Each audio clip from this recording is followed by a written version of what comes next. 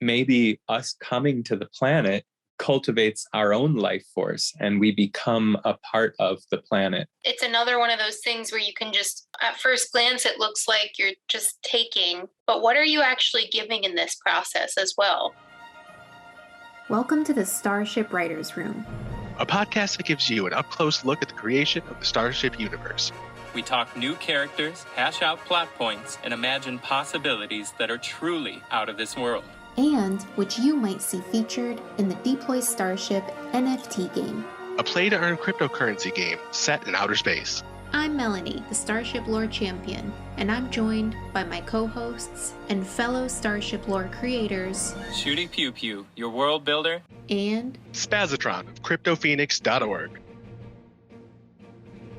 Welcome to this episode of the Starship Writers Room. We are here with Shooty and me, Melanie, and unfortunately Tron could not join us today, but we will see him again next week. Today we are going to be talking about mining, which is a core part of the game. So we want to talk about how this could be evolved in the game and also how it can show up in the story and on the different planets. If you have any ideas for this, please do get in touch with us at lore@deploystarship.com. That's LORE at deploystarship.com. And as ever, we are going to start the episode off with something that inspired us today. So that's another thing you can think about, maybe what inspired you today. If you want to tell us about that too, that's a great thing that we would love to hear. But Shooty, would you like to kick us off with what inspired you? Absolutely. So today, at least in the United States, is Mother's Day. So waking up, looking at my wife, my darling son is going to turn 1 year old very soon. And he's starting to sleep through the night, which is really great for us. And it made me think of sort of a benevolent force, in this Kyanite universe. I didn't understand mothers quite as much. Being a child, of course, everybody understands mothers on a certain level, but I always have compassion for it. As a massage therapist, I have a few general rules, and one of those is that nurses, teachers, and mothers always get hot towels on their feet. It's one of the easiest ways to really, really feel good. But you see these mothers come in for massages. There's so much more tension in the upper shoulders and neck, the breastfeeding muscles, the posture of the body when you have to do that for months and months, and then especially for some people, they decide to have multiple children. And usually that's something you want to do close together so that you can get to that part where they're old enough for a little freedom a little sooner. And the way that I watch my wife overextending herself, losing sleep, not that I'm not helping, but even still, there's only so much I can do for certain aspects of raising a child. It's like, I really appreciate and understand what the mothers of this world do a little bit more. And I want to honor that somehow. Wouldn't that be incredible? We have the Empress of Tsar, of course, as this giant female antagonist uber villain. And why not have some sort of, when we get to the Crystal Planet, part of what makes Lord Albright is maybe this goddess figure, maybe this goddess type force that bestows it to him, sort of draws us into the story, whether we know it or not, by literally every single man to a certain extent. I don't mean to be insensitive to some people, but to a certain extent, everybody has a mother, and so there's nothing that we have in this life that we haven't been given on a certain level. And so honoring that, Lord Albright didn't just go and conquer everything and, now I'm going to take what's rightfully mine. In a certain sense, yes. But in another sense, everything that he has in the end, ultimately, I'd like there to be some sort of goddess figure in those final scenes where he, gets his crown, so to speak. As you were talking, I was thinking about how we have two main villains, the Empress of Zar and the Metal Medusa. And I see Metal Medusa as definitely like a goddess type creature. And it would be very cool to explore this powerful being that is drawn from the mother archetype that can bestow these gifts upon Albright. Yeah, I'm excited about that. Can we think of these really powerful mothers, like Mother Nature, and how they can be personified and introduced in the story? We also have the second podcast I was on, so episode 2, maybe. I had just come up with the idea that the ocean and grassland planet were sort of ambiguously or spiritually the father and mother of all of these planets. Super quick recap. The grasslands planet, the element is wind. And so they're constantly kind of spreading these seeds ambiently out past orbit, but essentially sending the seeds into space that are seeding all of these planets, especially swamp. But the symbiosis together with the ocean planets, the water is not created in the same way as on Earth. It's more created by fusion near the core of the planet. So H2O is synthesized and constantly, again, expanding outwards. So there's this evaporating of water that happens from oceans. And so ocean and grasslands together, because they're so abundant in the game, but also, as we write it into the story, that the water and the seeds spreading out is part of what gives life to all of the planets. And I like that it's spiritually ambiguous, that some ancient religions on some ancient desert planets, they view the ocean as the mother, and other religions view the ocean as the father and the grasslands as the mother. But as they go from planet to planet, they're seeing every once in a while, they're seeing ancient religions, and there's always a callback to the ocean and grassland planets on some level of being, the same way that most ancient cultures revered the sun as sort of God in itself. I'm really interested to explore that. But yes, let's get into mining. Somebody brought up an interest. It might have even been crafty. I was kind of going through the Discord chat, and somebody said, now that we have recently reset some game mechanics where all planets, as they are spawned, when a new space station happens and 10,000 new planets are spawned, they all start with 20% Kyanite pools instead of a full pool. And then at the same time, Grandpa and the team introduced the mechanic that the Kyanite pools do not refresh at all. It's actually once every 10 years, which is really fun to think about. But the Kyanite pools don't refresh every 24 hours like they did when the game was released. You have to own the planet, and then they start refreshing every 24 hours. And so somebody mentioned something like how just the simplicity, as you would think, that we go to the planet, we set up mining rigs, we set up mining structures, and that allows people to come to the planet, but then they have to pay a 5% tax for that service. And I thought about it from a slightly different perspective. What if it's not quite as brutish as just mining? We use the word mining very simply to convey the idea of what we're doing. As far as the NFT game and the mechanics, you go there, you get Kyanite, you come back to the space station. Of course, that's mining. But what if it's a little bit more elegant, a little more beautiful than that? Something about our interaction with the planets is sort of symbiotic. Like the planets appreciate having some sort of life form on the planet that brings the best out of it. Like these Kyanite planets are a little bit dimmer, 20% glow or whatever. And then when we get there, there's something about we cultivate, we nurture the planet to raise it, like it can't do this without us. It becomes its higher potential because we're there. And so not just strip mining and taking the resources, but like harvesting, gardening, creating ecosystems and culture. And it reminded me, Tron would love this. It reminded me of Final Fantasy VII. One of the most profound moments at the spoiler alert for a game that's been out for almost 20 years.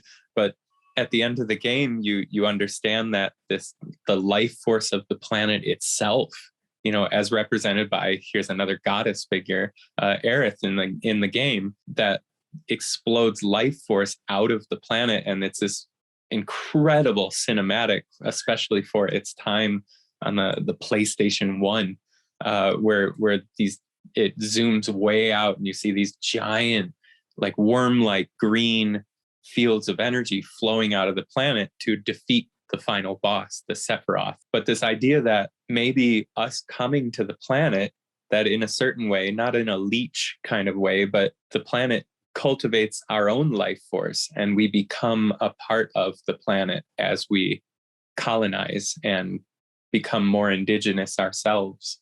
So there you go, Melanie. What are your thoughts? I love that. Like that exchange. It's another one of those things where you can just, at first glance, it looks like just one thing, like you're just taking, but what are you actually giving in this process as well? Or what is being taken from you? To go along with the Mother's Day theme, sometimes people enjoy the conversation of, they ask a parent, like, do you like having children, or do you like your kids? And somebody's saying, like, I'm surprised how honest parents are when they're asked that question, because it's different. It's different from person to person. Some people, they have five kids and they're like, I was born to be a mother. I love being a mother. Like, I can't imagine 5 kids. Oh my gosh. 2 is certainly enough for me and my wife. But there's a certain reality, at least for me, like I could have gone either way. Like I can see that lifestyle where all of my resources, my money, my time goes back into just my relationship with myself and my relationship with my wife. All of my resources, I get to travel the world. I get to have a bigger house and better cars and buy the gaming consoles I want to, and all of this money and just day-to-day energy that would just go to me and my wife. And it would be a different life. But then at the same time, at this point with my daughter, and my almost 1-year-old son, I can't imagine not having them anymore. And this life, it's just a divergence of paths. This life that I get to have now, the love that I get to understand, and about the relationship and the culture of the world, like why people are so stressed out all the time, is because there's only so many hours in the day. And for parents, for a lot of people on this world, time is such a precious resource because there's constantly, your kids need you all the time. Right. We were kind of talking about this exchange when, yes. you're mining from a planet, what's being taken from you. On the surface, it looks like you're just getting. On Earth, you're getting these resources, but you're also depleting the resources, and that can have consequences for the planet and for the future generations. One of the justifications of mining is, the population growth and more resources are needed. But this is obviously not a sustainable thing. There is some kind of cost to it. But I like this idea of that we could, on some planets be actually like, this is part of the natural order and it is a sustainable thing because it's actually helping the planet reach its full potential. And then I like, where we've had an idea from a community member before, like on the swamp planet, that these Kyanite caches actually double as safe places. And the more you mine it, the safe place shrinks. So that's a good question of like, okay, well, what's being taken from me, or what am I giving? Well, I'm giving up my security to mine this mineral. When we get back to planet variants, as far as NFTs go, that is, I've written that in. I appreciated that community submission, and I've written that in. It's the glowing sanctuary variant. I was proud of that. Yeah.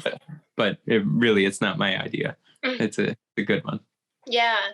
So I was looking at on Earth, there are 4 main mining methods. And mining is just, extracting a valuable resource from the surface of the planet, whether it's in the water or not. There are 4 different methods, according to the article that I'm looking at now, which is underground, open surface or pit, and placer and in situ mining. So underground mines are more expensive and are often used to reach deeper deposits. Surface mines are typically used for more shallow and less valuable deposits. Placer mining is used to sift out valuable metals from sediments in river channels, beach sands, or other environments. So that's like, gold mining is what I'm thinking of when people were in the rivers and they had their little strainer and they're getting gold. And then in situ mining is primarily used in mining uranium and involves dissolving the mineral resource in place, then processing it at the surface without moving rock from the ground. So that was pretty interesting, but I thought these different types of mining would be more prevalent on different planets. Yeah, of course. We're able to extract the kyanite by different means. We don't have this one catch-all excavator instrument that works for all 10 planets. How do we get the kyanite from the ocean planet? That would be a very different method than how we get it from metallic. Maybe metallic, the only way we actually get kyanite from those planets is to smuggle it, like because the metallic race has already mined the kyanite. Right. And it's not going to allow us to set up mining rigs. And and of course, in story beats, it doesn't necessarily have to be that every metallic planet is dominated by the AI race, or maybe it is. That's kind of your baby, Mel. But yeah, certainly different extraction methods. Another one that I thought of, very similar to the sifting method, or whatever the proper name was for that. But like the way that we mine electricity, like hydroelectric or wind power kind of current, we passively use a current to mine energy in a certain way. And I know that's a little different. Kyanite is a solid, it's a crystal as we're thinking about it. But, like maybe it's not, maybe on the ocean planet, kyanite manifests from these, kind of glowing currents that we can see if we're really looking for them, that we don't just go to a rock on an ocean planet. It's more like the kyanite exists in these pools, or like I said, in these kind of currents that flow around the planet. On the surface of the water, you have to set up these harvester fishing net kind of things to sort of extract the kyanite through some sort of mystical kind of method on ocean. Yeah, I'm going to explore that for sure. That is not just, a pickaxe and dynamite, but maybe on some of these planets, the kyanite exists in a different form other than crystal. Yes, definitely. So this makes me think of NFTs that enable you to mine. And on the different planets, there would be different NFTs that were the mining equipment for that planet. Here's a little leak for anybody who's listening to these videos. Grandpa messaged me the other day, and I'm working to come up with a name of the NFT tool, the component, perhaps, that allows us to extract the rarer kyanite crystals from each planet. And so I've been exploring mining equipment and engine components and coming up with creative names for what this tool could be called that allows us to refine and extract the kyanite. So there's some good stuff in the works behind the scenes as far as an actual NFT component. So there's a little shooty leak for today. Yeah. I'm just thinking of the different planets and how that mystical mining might look, where it's maybe more of like a spell or an agreement with the people of the planet, or some kind of ritual that you do with the planet itself. So it's not just tools that we're looking at for mining, but it's also these practices and how those show up on the different planets.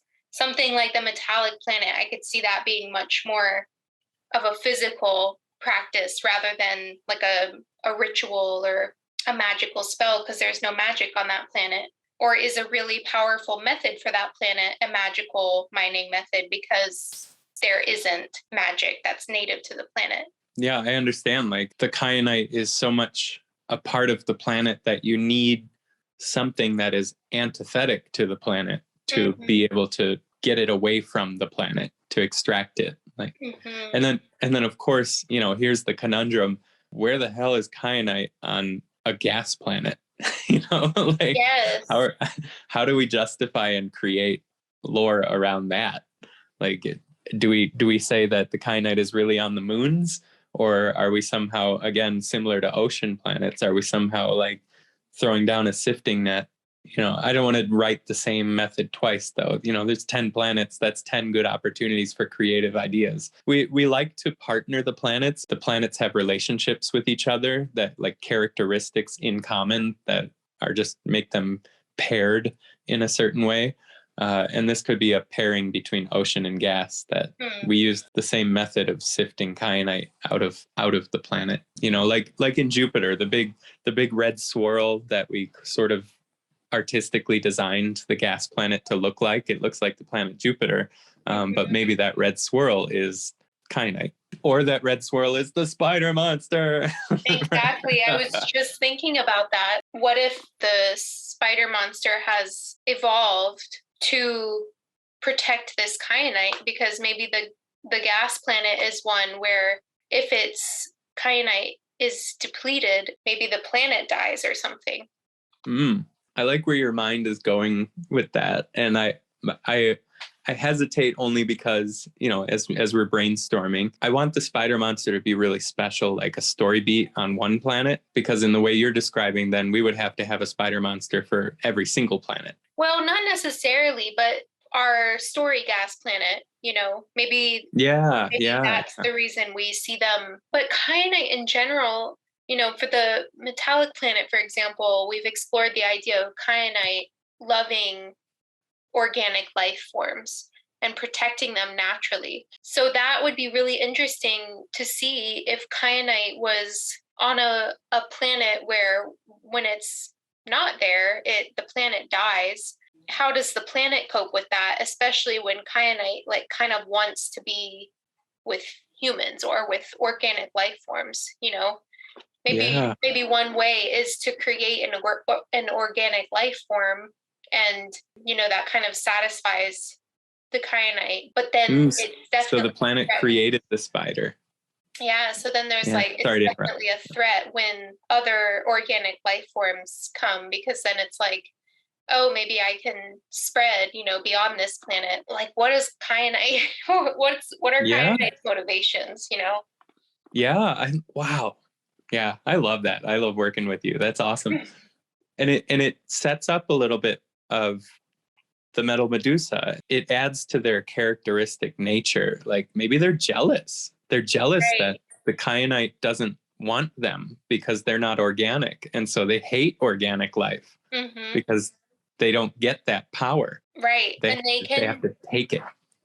Right. And they can pervert the kyanite and modify it, but it's never going to be as powerful as it is in its natural form. And its natural form wants to support organic life.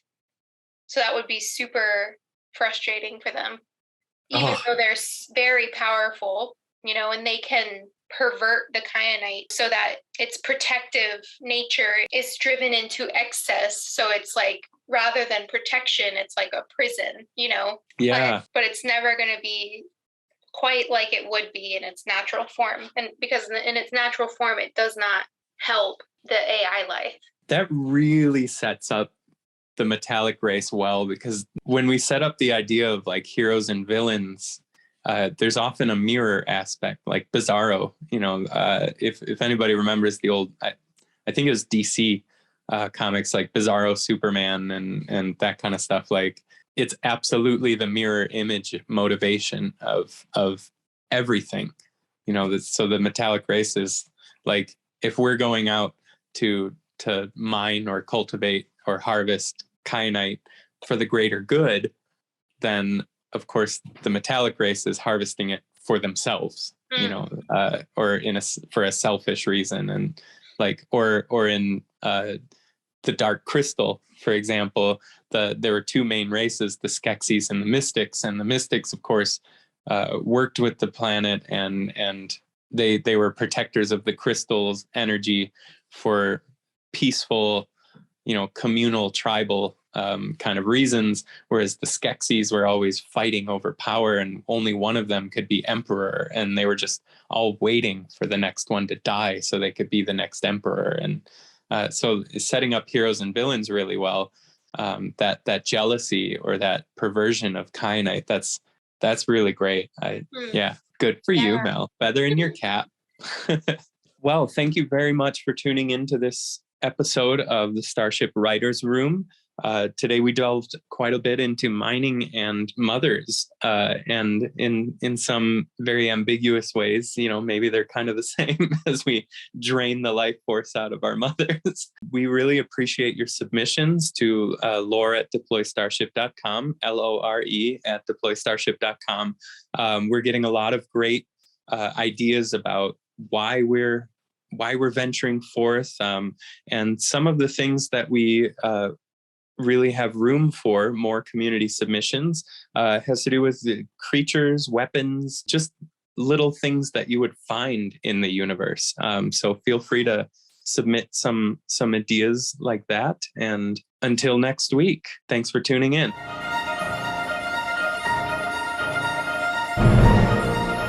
Before we close this episode of the Starship Writers Room, we just want to give some shout outs to the community. So first up is Lucas, who you might recognize from previous shout outs. And his idea was inspired by the condition of gout. And he says, maybe somewhere down the line, people who have spent too much time mining a crystal planet, especially, over time, their bodies get saturated with microcrystals that then manifest into an attack, leaving the person paralyzed and unable to move. Like a hardcore version of gout, where the crystals don't just sit between the joints, but penetrate them and fuse them together to disable movement. And then he kind of closes with just a brief comment that he doesn't really think all of the lives should have planet, because life is a miracle. So just because it's a certain type of planet, maybe not all of them should automatically have life. I like that idea. You said all the lives don't have planet, but all the planets don't have life. I like that idea for sure. It makes it a little more special. That, of course, what if the characters are on a planet, especially a crystal planet? That we don't see fantastic beasts running around, skittering around every corner, and as far as the idea about the negative effects, that's a great idea, and certainly in line with what we're talking about today, bringing to attention the mining aspect of the NFT game a little bit more into the lore, because of course here on Earth we have miners who get black lung from coal mining, and of course the negative side to mining. And part of what we're talking about today is that what we're doing when we go to the planet and get the Kyanite, as an in-game function, we call it mining. It simplifies the idea. It solidifies it in everybody's mind. But in fact, it can be a little bit more subtle and a little bit more compassionate. We're harvesting Kyanite. We're cultivating Kyanite from these planets. But certainly on some planets, maybe we're not meant to access this precious resource. The planet, in a sense, is like punishing us for taking from the planet, or just even in a passive way. It's not about some deep spirit or karma, but just, if you're going to go down there and all this crystal everywhere, you're going to breathe it in, and even with a rebreather suit or whatever, so maybe there's something that protects us from that happening that maybe some of the indigenous races or the miners don't have. So I think that's a really interesting idea. I hadn't even thought of that, like a black lung or a gout. Well, gout's a little different, but that's a really cool idea. I appreciate that. Yeah, I think it's good to think about what the implications are. How do we justify those implications against the benefit? What's the motivation? What are the drawbacks from that? What are the blocks that we have to overcome? But I really like that inspired by gout, especially the way he explained gout, which was like that the uric acid crystallizes in the joints and then the body kind of attacks the crystals as foreign. Yeah, it just was a very visual description that he gave and very applicable to what happens if we expose ourselves too much to kyanite, and how can that benefit us, and what are the things we have to protect ourselves against. Yeah. And however much we're thinking of this universe and these planets as kind of being a life force in and of themselves, and as representative of our own life force, our own little human bodies running around, there's very interesting, aspects of disease or pathology that our own immune system attacks itself. Our own immune system gets confused, because gout is essentially, and I don't mean to be insensitive, but in a certain way, gout is a certain way of your body saying, hey, you're doing it wrong. Your diet is far too acidic. I knew a guy who drank so much beer, he was, constantly suffering from gout, and he had no idea why. There are certain pathologies within the body that's like, hey, you're doing it wrong, so it's gonna hurt. Yeah, certain ways that this kyanite, the universe or the life force of the planets or whatever is kind of like, okay, you're mining too much. I'm going to freeze your joints because you have crystals inside of you now. Yeah. And actually you think you're taking all from me, but I'm gaining a certain amount of control or something else from you in the process. So if it's viewed as a receiving thing, it's actually much more of an exchange between the planet and the miner. What if there's something for some planets, or maybe just the story beat planet, like a vampire planet? Yeah. That we think we're taking from it, but really, Bram Stoker would be pleased. Oh yeah, that could send me down such a wormhole. Yes, go for it, Melanie. Let's make sure Tron knows about this story point right away. Yeah, definitely. He would enjoy that too. Absolutely. And I like what you said too about, that kind of posed the question for me of how will our body communicate with us, what it senses as being amiss, that we might be so distracted by space exploration and all of the new that we're encountering that we don't, pick up on something. I really like the question of how will our body communicate with us, So that's something I'll also explore as I'm putting these adventures together. Well, thank you so much, Lucas. As ever, these are awesome suggestions that we look forward to, and you can tell that we were very excited about this one. So thank you so much. And everyone else, if you have any ideas, or like Lucas did, inspiration from, your own life, please do get in touch with us at lore@deploystarship.com. Thank you so much for listening to this episode of Starship Writers Room. If you have an idea for the Starship lore, we would love to hear it, and you might even get a shout out on the pod. Simply send to lore@deploystarship.com.